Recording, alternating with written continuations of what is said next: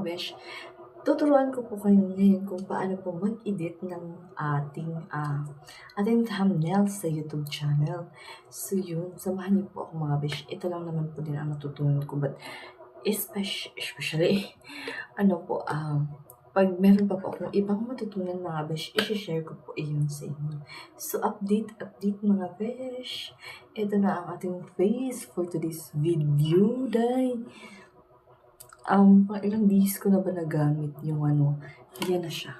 Yung ating face lock mga guys. So, update mga guys. So yan, eto na nga mga besh. Tuturuan ko na po kayo kung paano mag-edit sa ating thumbnail sa YouTube. Ito na nga mga besh. Open natin yung ating phone. Ito po ang aking phone na nag-i-edit po. Dito po tayo sa PixArt. Ito po yun. PixArt. So, ito na, i-ano natin itong plus sign. And then, ito din, plus sign, edit an image or video. Yan. So, dito na tayo mga besh. Pwede natin mag-edit tayo ng gamit yung may background. Yung plain background or kahit na anong meron naman po dito. Yan po yung choices natin. Pwede din na photo ang ating background. Piliin nyo lang din dito sa photos ninyo. Pero wala pa po kasi akong pictures. So, yan. Wala pa po akong photos. So, background na muna yung gagamitin natin. Eto. So, yung ginagamit ko po is, eto siya. May ads na naman siya mga besh. Hindi ko na siya mga besh siya. Hindi ko muna ipapakita sa inyo. So, yun. Meron tayo siya dyan. Tapos, dahil hindi po to yung exact size sa ating YouTube channel thumbnail, piliin po natin itong tools. Ito po yung tools. And itong crop. And then, andito na po yung mga choices. And ito tong 16.9.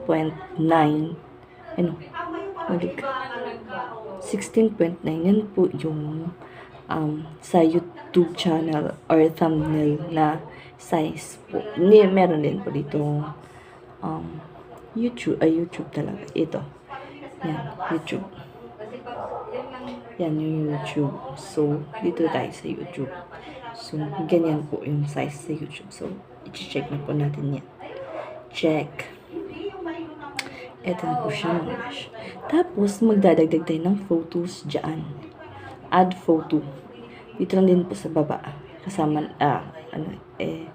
swipe mo lang yung ganun. So, dito yung add photo. Ayan. So, kukuha tayo ng picture. So, ito yung picture na kukunin ko.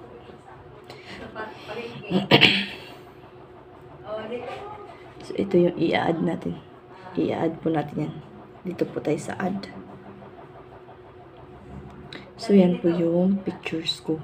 So, i-edit lang natin yan. Palakihin lang natin siya mga besh. Andali. So, kasi hindi siya kasya. So, i-crop natin siya. Mismo dyan. Crop. Nandito po sa baba. Yung crop. Ito po. Yung crop. Kita niyo po ba yung crop? So, ano ko lang po siya. I-delete ko lang po. Yan. Yan. And then, ito. So, yan. Okay na po yan. Checked. So, dito lang sa baba. Sa ibabaw. So, ito na po siya mga besh. Palakihin pa po natin yan mga besh. Magkakasya siya dyan. So, yan. I-ano natin dyan. Banda. Ayan. Tapos, kasi meron pang mga background, click lang din natin yung picture. And then, punta tayo dito sa baba. CapCut. Ito po yung parang may gunting. So, yan po yung natin. Yan. CapCut. So, tapos, i-ano lang natin ang person. Person. Yung picture. So, yan. Ganyan po siya. Meron pong area na walang red. So, iba-brush po natin siya. Iba-brush. Yan, lagyan natin ha. Yan. So, kung meron pong mga lagpas dyan sa mga red na yan, pwede nyo pong i-erase. Meron dito erase. Yan. And then, i-erase. Ganyan. Dito banda. Yan. And then, okay na siya. So, i-check na natin. So, ganyan po yung kalalabasan. Na-delete ko po yung yung kamay ko. So, depende na po yan sa inyo kung i-clear nyo po ganyan. So, yan lang po siya.